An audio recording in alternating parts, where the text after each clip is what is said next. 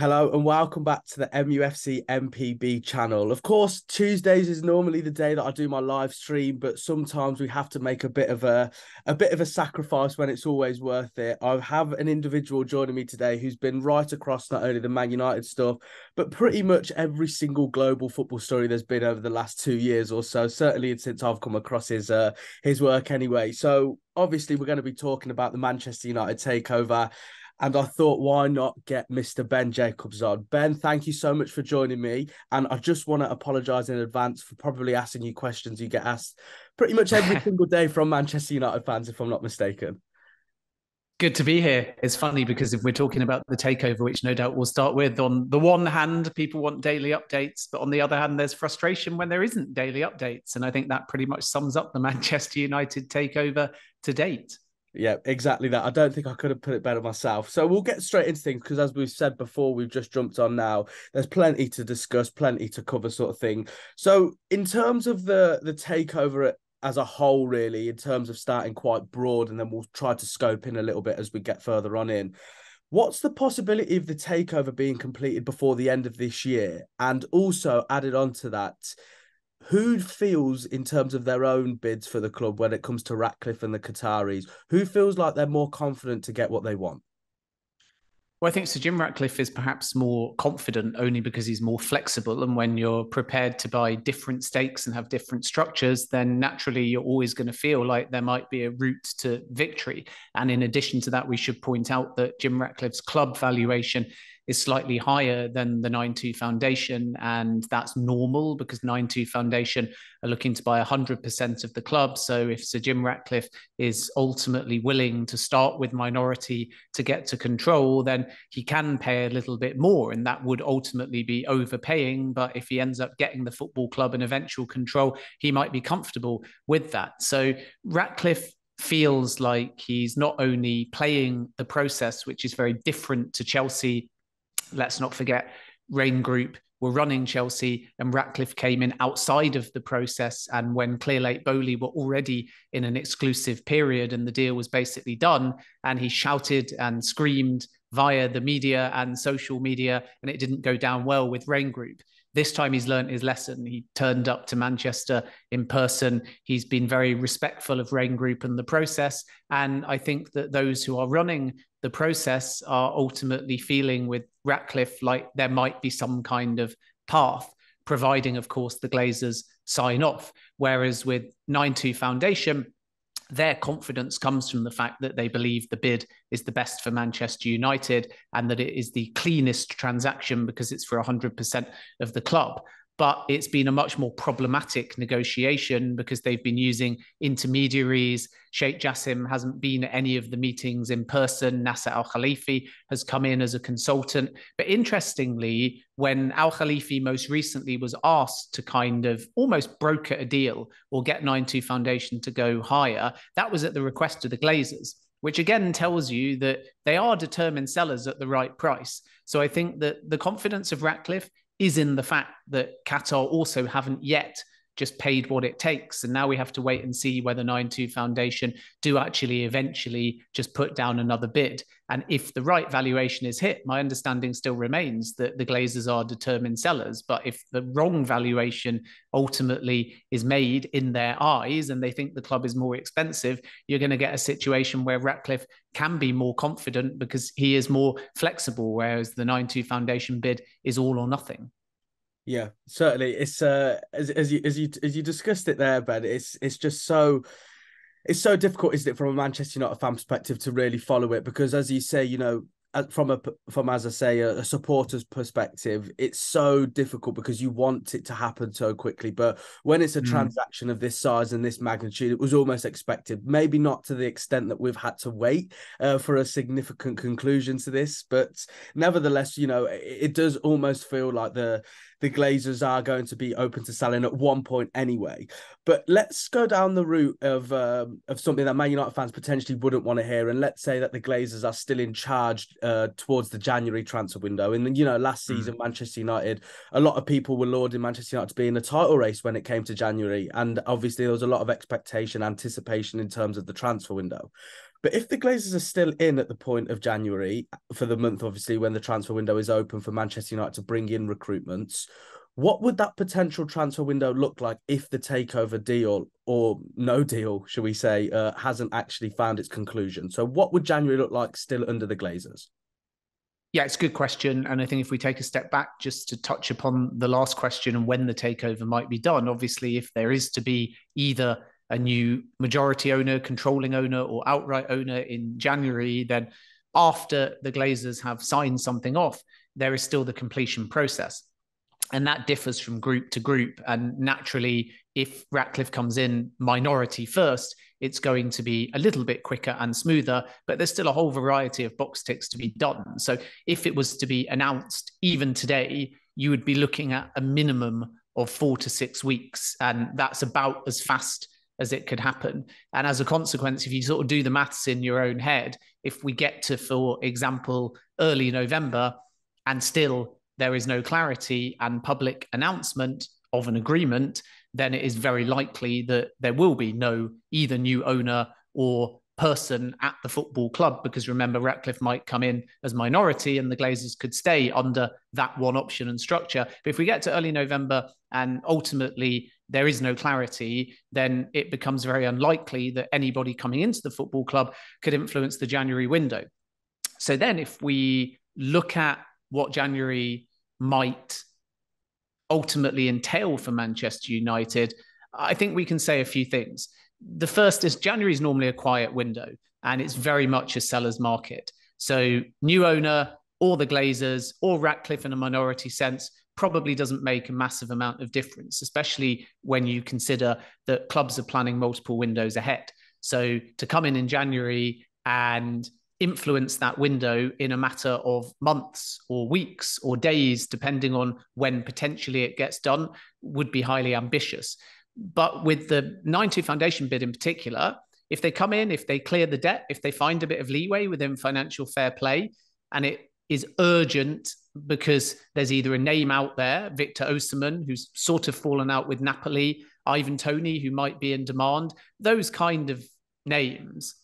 If there is an urgency to chase after the name, or if there is an urgency on the field to make sure that Manchester United have a strong second half of the season and one name matters, that's when, for example, 9-2 Foundation might find a little bit more flexibility on the books. But I think that generally Manchester United are going to be more bound by financial fair play, and any new owner would be planning for the summer. So whereas a few months back, there was a real urgency and frustration that nothing had got done for the summer window, because that's the best point of transition and you can influence the summer window. It's longer and also it's an off season. So you can do your 100-day review. You can bring in people at the beginning of the season. I think now the groups are not really looking at January, talking to sources in the same way. They're certainly not telling me in any great shape or form that it really matters that they're in for January the 1st. If anything, and perversely, time is not of the essence anymore, because the best transition is always summer. So the groups now just are resigned. They're annoyed about it, but they're resigned to the fact that it gets done when it gets done. And if that's January, great. If that's March, April, fine, because they've got to run up to the summer. And if it's by the beginning of the next window, then they can still plan accordingly. So this could still potentially drag on because it's all being done on the Glazers' terms. And I think Manchester United fans are just going to have to accept that January is January, and there's a plan in place for January based on the old ownership. And even if new ownership does come in or start to come in within that January period, it's still very likely that January will be business as usual as Manchester United have planned under this current ownership. Yeah, it's again, I'm trying my best here, Ben, to get some positive answers, but in terms of reality for Manchester United fans, it's not quite going that way, is it? But just I wanted to ask one more question in terms of Ratcliffe's bid. Then we'll obviously move on to Qatar and obviously the stuff with David Beckham that's come out in the last couple of days. But in terms of the Ratcliffe bid, now, obviously, Manchester United fans have a massive disliking to the Glazers, is probably the biggest understatement of the year, right? Obviously, when Ratcliffe, as you said, his probably his strong point in this whole process and this whole journey of acquiring Manchester United was his flexibility. That was almost the thing that he could allow himself to potentially put himself in an advantage point compared to the Qataris, right? But obviously, the latest bid, shall we say, or the latest offer from Ratcliffe's camp was, I believe, around 25% initially to get into Manchester United for a minority stake, give or take a few percentage, right? But what would that actually look like? So I know and I understand that Ratcliffe, his intention would eventually be to buy the Glazers out. I think there was a time frame of 5 to 10 years till eventually they'll be brought out, and that's when the Glazers will finally wash their hands of Manchester United. But let's go down the route of Ratcliffe being successful with this 25% minority stake. What would that look like in terms of the funds that he's going to provide for Manchester United? Because there is obviously a lot of worry that it's not going to clear the debt, it's not going to bring players in, it's not going to rebuild the stadium, and more so, it will just be an investment to the Glazers. So, what would that 25% or the 20%, whatever it is, look like initially from Ratcliffe? Yeah, I think the first thing to say is that Ratcliffe doesn't just have one structure. So people are now fixated on minority, and some are worried that the Glazers are therefore going to stick around and still have control of the football club. And of course, that's a normal reaction from a fan base that not only want the Glazers out, but want their football club looked after and modernised and loved at every single level. And Manchester United has parallels with the Newcastle takeover in this sense, because there was a drawn out PIF takeover. And at the same time, there was so much distaste for Mike Ashley that it became about driving Ashley out and getting in an ambitious new owner. And therefore, if Ratcliffe in any way, even if he ends up being the full owner of Manchester United, twins himself with the Glazers, it's not going to go down well with the vast majority, in all likelihood anyway, of the fan base, and the protests will continue. But it might be the only way of Jim Ratcliffe getting his foot in the door. And as I said before, Ratcliffe is an expert negotiator, and he wants to try and win at all costs. And if he believes that the two options are basically the Glazers want to stay and could just take the club off the market, therefore, versus the Glazers might do something where over time they leave and that's his only option, then he's prepared to go down that path, because he believes the other path is just the Glazers will tell all the groups they've been unsuccessful and then they'll stay at the football club indefinitely. Whereas with 9-2 Foundation, they're saying you either give us everything or we're walking away. So that's a cleaner transaction. And it's obvious from that bid that they've got the funding and that they've had a guaranteed pledged investment, because they've actually included that, whether rightly or wrongly, within their bid via Rain Group. They've put that in a binding form on paper on top of their club valuation. So Ratcliffe's always said that he also is going to have pledged investment. He's also going to address Carrington, any redevelopment of Old Trafford or other stadium plans, investment in the women's team, and then 100 or so day review to determine the hierarchy of the football club. So everything is about modernisation and then investing also in the football team too. But if you come in as a minority investor, it's difficult to do that instantly. And it's obviously reliant as well on the Glazers taking that, let's just call it 1.5 billion for 25% of the club, because that matches this so-called £6 billion Glazer valuation. It would be reliant on the Glazers taking that money and doing something with it. And when you actually look at what does it cost to redevelop Old Trafford, what does it cost to sort out Carrington, what does it cost to give Ten Hag budget, what does it cost to invest in the women's team, it's more than that number. So I understand why fans feel with the Ratcliffe bid, it might allow him to win and maybe over time modernise the football club. But in the next 3 years or so, it's very difficult to see how there's enough money there for the Glazers, who would still ultimately be in control of the football club, to do anything. And I think that's the negative side of things with Ratcliffe. I think the positive side of things is just that he is highly likely to have what's known as put and call agreements in place. And without getting into the difficult explanations or the legalities of what that is, in essence, there would be a point when Ratcliffe can buy out the Glazers, and there'd be a point when the Glazers can leave. And there would be either a fixed price for what the percentage of shares is worth at the time when each of those options become available, or as likely, there would be a formula calculated based upon the valuation of the club at the time. So effectively, what the Glazers would say is, we'll give you 25% now, and then when they go, or if they go and Ratcliffe activates that, then they would argue that the rest of their shares would be worth a whole lot more. And that might be 2026. I don't think it will be a decade. Some sources say 5 years. Some say 2026, which is the Ratcliffe preference for sure, to get the Glazers out of the club within 3 years. So I think that short term, it's very worrying. I think we would have to know the exact structure. And in essence, the Glazers have to agree to something first before we can really talk more about the specifics of that structure. So I think that it would be progress, because Ratcliffe has different plans. Ratcliffe has different personnel that he's considering. Paul Mitchell, for example, who's a free agent at the moment, is one name on the list that Ineos really like as a potential sporting director. So there would be change, but I don't think it would be as quick or as dramatic or as reassuring as if 9-2 Foundation were to win the race for Manchester United instead. Yeah, I think that summarizes it perfectly, really, doesn't it? In terms of that short-term fix that Ratcliffe is offering compared to, as you say, the cleaner version of the 9-2 Foundation. And they're quite contrasting bids, aren't they, for all sorts of reasons on and off the pitch, and what they're potentially going to put forward for the club. But obviously, we've touched on Ratcliffe now, and I just want to ask you one or two questions, if I may, on the Qatari bid.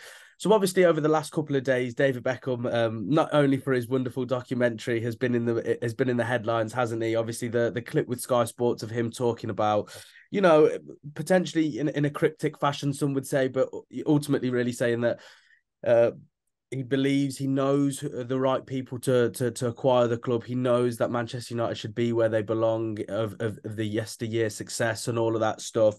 So in terms of obviously the stuff that I put out, it was quite amusing really that I reported a tweet yesterday basically about David Beckham and his conversations with Qatar. And a lot of people said very lazy journalism. You've watched a clip of him talking about Qatar and you've added 2 and 2 and you've got 10. But funnily enough, I spoke to one of my sources and I sent that video, and initially they said to me, look, don't worry about it, it's not much of a story there, he's just talking generally about the club and how much he loves it. And then I got a message off the same individual a couple of hours later in terms of obviously the stuff that I was reporting. But I just want to get from your perspective, and I know you tweeted last night, Ben, in terms of David Beckham. I was going to call him David then, as if I know him, I wish. But, in terms of Mr. Beckham obviously becoming public in terms of, directly having an involvement in the Qatari bid, I know that's not going to be very likely, if at all likely, in terms of him really making it public in terms of a role or anything like that. But in terms of, let's, hypothetically discuss this as we did with the Ratcliffe bid. Let's say 9-2 Foundation did get the keys to Old Trafford. What kind of role could we expect of David Beckham, as I say, hypothetically speaking, if he was to be employed in any capacity by the Qataris? Well, first of all, this notion that 9-2 Foundation are going to either use Beckham or ex-pros is not new. They've said from day one, and I've reported pretty much since before the first bids went in, that the aim was to consult and involve various ex-Manchester United players. But the Beckham camp firmly deny any talks of note, nothing formal or advanced. And those close to the 9-2 Foundation are also clear as well that they believe this story about Beckham being lined up as an ambassador has just been created because Beckham was in Qatar at the time that he was talking. And the reason why they're saying that, and the reason why the Beckham camp are downplaying it, is because Beckham's made it clear to 9-2 Foundation, along with other Manchester United pros, that he doesn't want to back one horse before he sees who the winner of the race is. And I think that's perfectly normal, because what we saw with Chelsea was, even though it's not within football and he wasn't an ex-Chelsea pro, someone like Lewis Hamilton backed a bid, it didn't win. And if he wanted a stake in Chelsea, he maybe could have waited and then gone to Clearlake Bowley, and maybe they would have accepted that he could have been part of their consortium. John Terry's another example. He's consistently been floating around different groups as a voice, as a potential ambassador, maybe even an investor. And each time he's backed the wrong group. It was Nick Candy and John Terry for Chelsea. And again, it means that when the new group come in, you were part of the opposition. So I think that a lot of the higher profile Manchester United ex-professionals are a little bit wary about nailing their colours to one group, simply because if they are to be considered for a role, and they're well aware that with 9-2 Foundation, there may be a role available, so they want to wait. and they want to see whether or not that group wins. And then they can talk about something that is practical without having to be concerned about getting sucked into the politics. And if 9-2 Foundation don't win, there may be an opportunity also with Sir Jim Ratcliffe, who is prepared to talk to ex-professionals and involve club legends as well. So I think that if, and it's hypothetical, Beckham was to come in, then a bit like with Qatar in the World Cup, he'd wait until there was a conclusion. So there was always talk about Beckham and Qatar 22 and some kind of deal. But it was only after they won the bid that anything materialized. And it was only a lot closer to the actual World Cup itself that Beckham started talking about the deal. And it will be the same with this. So if there is a situation where 9-2 Foundation win, then Beckham is likely to be used as an ambassador of sorts, and that will have ceremonial aspects. But I think that he would also likely be involved within the strategy and the business side of the club as well. So in the same way that Sir Alex Ferguson is almost part of the senior leadership team, and even though the role isn't that rigid, when there is a fallout, we saw it with Cristiano Ronaldo, maybe we'll even see it with Jadon Sancho as well. Sometimes Ferguson gets consulted, whether formally or informally. Sometimes Ferguson gets asked to attend a meeting. And I think therefore Beckham is the gauge, if he was to be involved, that can not only be the face of the club, that can not only be used in commercial ventures, but also he can be brought in when Manchester United need to read the room. And the club haven't always been good of late under the Glazers at all, really, at reading the room. And when you've got an ex-professional that understands the club, understands the culture, understands the dressing room, understands football, and understands the fan base, that voice can be very useful. And Sheikh Jassim, I know from talking to sources, is really clear that when he creates the senior leadership team, he doesn't want that much of a hierarchy. He wants to have certain people in set positions that obviously make the business decisions of the club, but he wants to listen to all voices and perspectives at all levels to make sure that when a decision is made, he's in tune with everybody, from the kit man to the star name, to the men and women's teams, to the manager, to the business people at the club, to the fan base, to the ex-pros. So then when Manchester United then choose to do something, he feels like all those perspectives have been covered. And I think that people like Beckham could be very helpful in that capacity. So it's one to watch for sure. But again, I would reiterate very clearly that the Beckham camp say they wouldn't formalize anything with 9-2 Foundation until if/after they are successful. This isn't about Beckham coming out and saying, I want 9-2 Foundation to win. I back the 9-2 Foundation bid. This is a case of Beckham keeping a safe distance, maybe dropping the odd hint. And then if they are successful, starting more advanced conversations. Yeah, to be honest, I think that aligns quite nicely, really, with the information that I was told over the last couple of days. You know, as you said, there are potentially some hidden messages or some cheeky replies to some questions in terms of his potential support of the Qatari bid. But as you say, you know, I don't think with a lot of things, whether it's Beckham, whether it's other ex-players, whether it's transfer links or, you know, stadium improvements or anything like that, the ball will only really start to roll, obviously, once we get a clearer idea of the conclusion, whether it be Ratcliffe or the Qataris. So obviously, thanks a lot for that, Ben. But in terms of obviously now the club at the moment, I wanted just to scope in a little bit, if we could, just before I let you go, of the state of the dressing room, including the manager. So obviously, you know, I'm not just referring to the on the pitch stuff, and even the stuff off the pitch with the likes of Jadon Sancho, Anthony, and of course Greenwood only what feels like a couple of weeks ago. But in terms of the morale and the feeling amongst the dressing room, including Erik ten Hag, do you think that, or do you know, should I say, if there is any uncertainty amongst the players, or the hesitation to really be able to focus on their jobs because of the takeover being such a big cloud in the background? Is this something that's affecting the players and the manager at this current stage?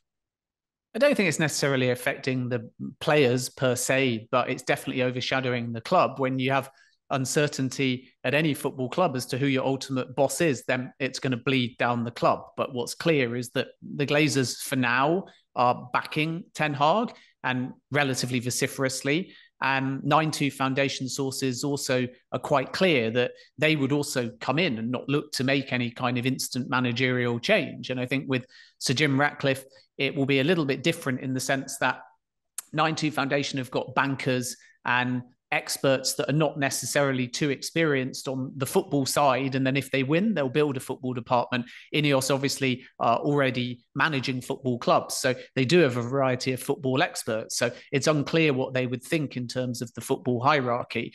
Now, all of that said, everything is determined by results, which is why I think it was so big that Scott McTominay got that brace against Brentford, because you head into the international break as a Manchester United player, as the manager and as a fan, feeling a little bit better, and maybe that can build some momentum. Had they lost 3 consecutive home games in the Premier League, you've then got an international break, doom and gloom, and things can fester a little bit. But for now, I think it's not really takeover centric. I think it's more Ten Hag centric, because not every player warms to his methods. So we know about Jadon Sancho. We can maybe touch upon him in a moment. And it was the same with Cristiano Ronaldo. There's certain players in that Manchester United dressing room that see Ten Hag as a very tough taskmaster.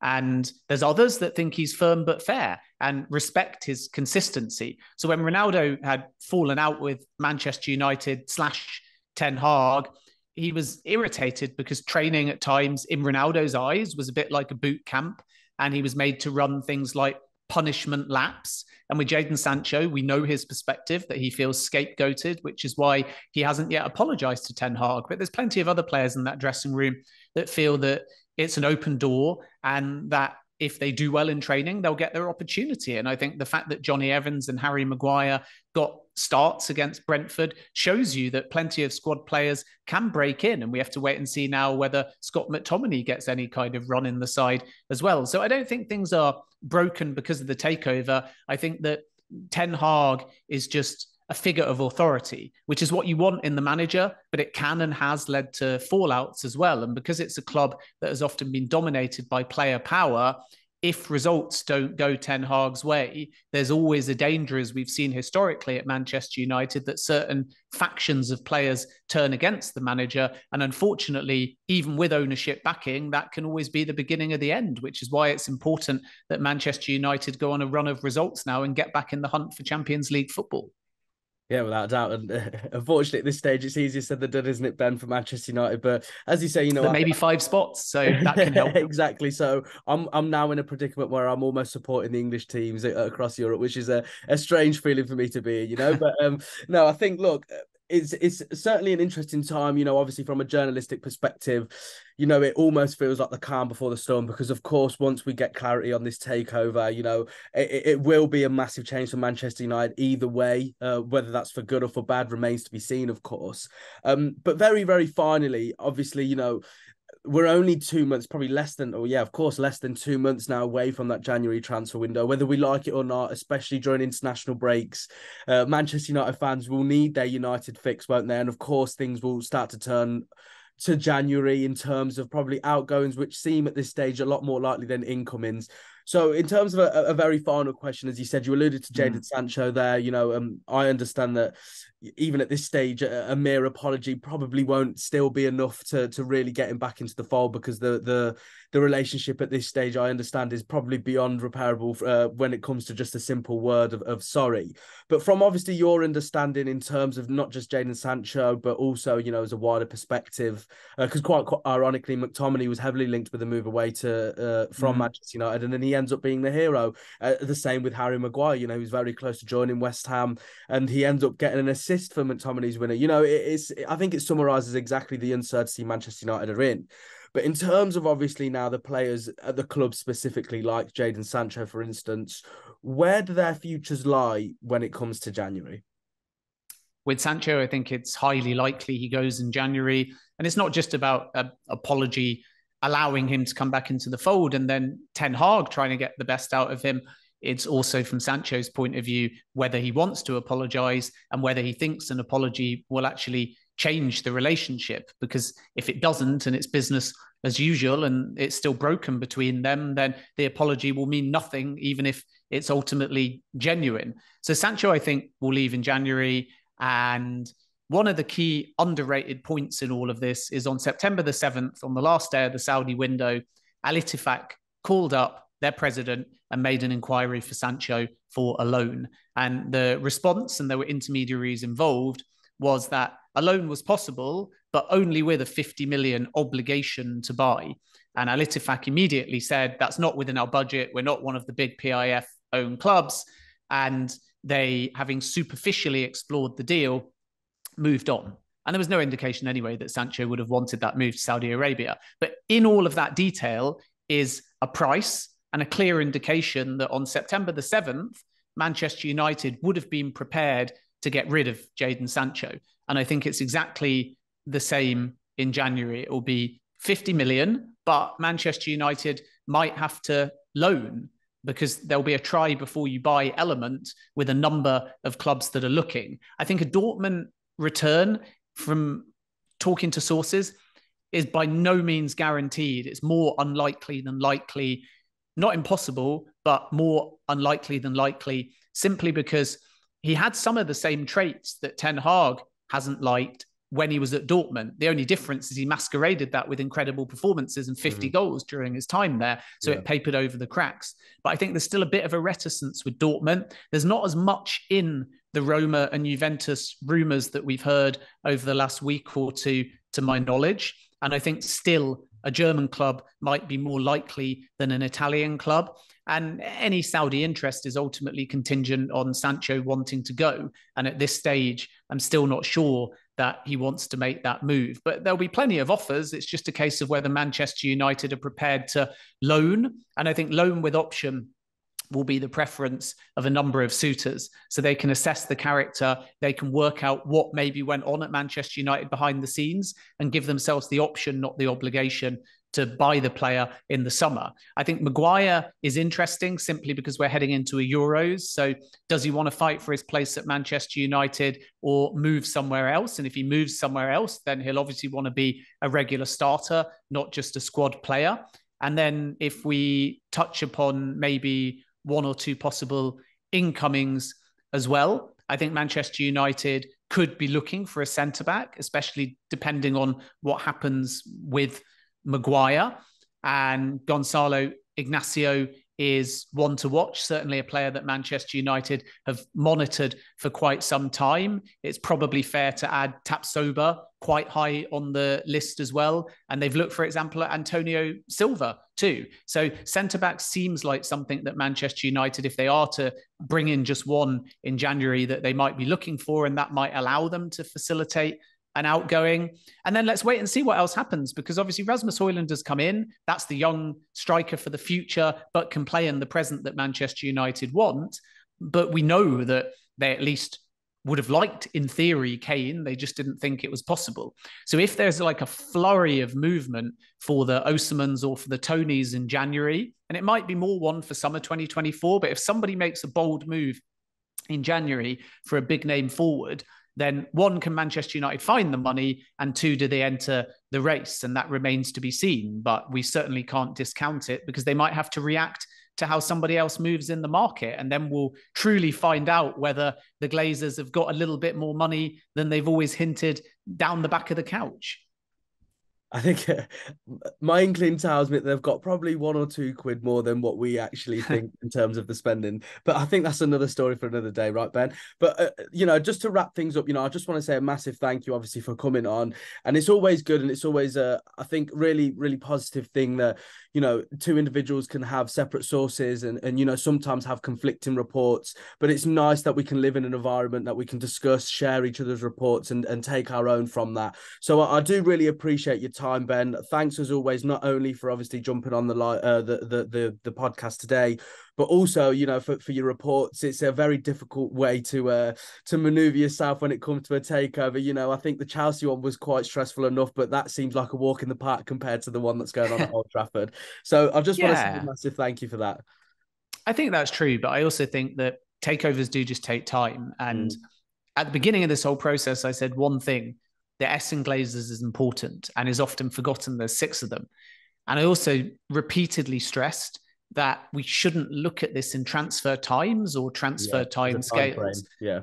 And because it's been so public, I think people are frustrated because there's been deadlines, there's been missed deadlines, there's been bids after the deadlines. but it's still only been 10 months. And a takeover is basically like having a baby, and it can take 9 months or more traditionally. And maybe at the beginning, because there was so much out there of this group's going to win, that group's going to win, it's going to be done in March, it's going to be done in April, it's going to be done by the window. Maybe those of us that reported with a bit more experience in takeovers to be cautious and caveated things a little bit more and sat on the fence a little bit more and were braced for twists and turns and urged caution. Maybe those of us that went down that line were more criticized. But now, obviously, people realize that even when you think one group is on the brink of winning, there still could be a twist and a turn. And that's why, unfortunately, we have to urge caution. All of that said, to end on a quick positive, my personal view still remains that we will get clarity between now and the end of the year. That doesn't mean it will be done between now and the end of the year, but my personal view is that it cannot continue into 2024 without some kind of either club announced clarity or source announced clarity to the media. So I think by late November, we will learn more about the direction of travel, because it's been advanced for a while. The groups have been acting like preferred bidders for a while, which is very rare because preferred bidder is usually exclusivity, but there has been no exclusivity. As I have reported many times, the process letters said that there would be no exclusivity, and that's generated maximum competitive tension. But there's only so many advanced negotiations you can have before you get to a point where somebody within the club and between the 6 siblings is going to have to draw a line under it. And that will obviously either be Ratcliffe, Jassim, minority investment or financing, or a no sale. All of those options remain on the table. And I think this is what's given Ratcliffe confidence that he's in that process, still negotiating, edging closer. With Qatar, I think they're just waiting, and we have to now understand if they're going to go higher. If they go higher and meet the valuation, I still think that 9-2 Foundation will win. But if they don't, because they don't believe the Glazers want to leave, then Ratcliffe becomes in pole position. So we have to wait and see. Unfortunately, there's no further update at this stage. I know it's frustrating to Manchester United fans, but I do think we'll get more clarity between now and the end of the year.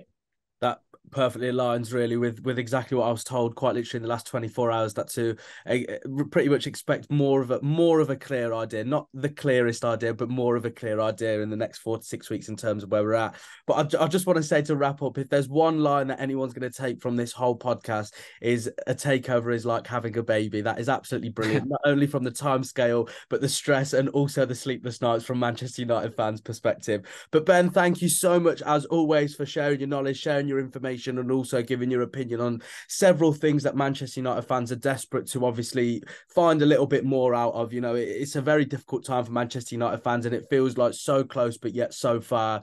And ultimately, I think we're going to have to just sit tight and wait for some clarity on that front. But Ben, thank you so much. I hope you have a wonderful day, whatever you get up to, and I'm sure we'll catch up soon, hopefully with some more positive news regarding Manchester United takeover. Look forward to it.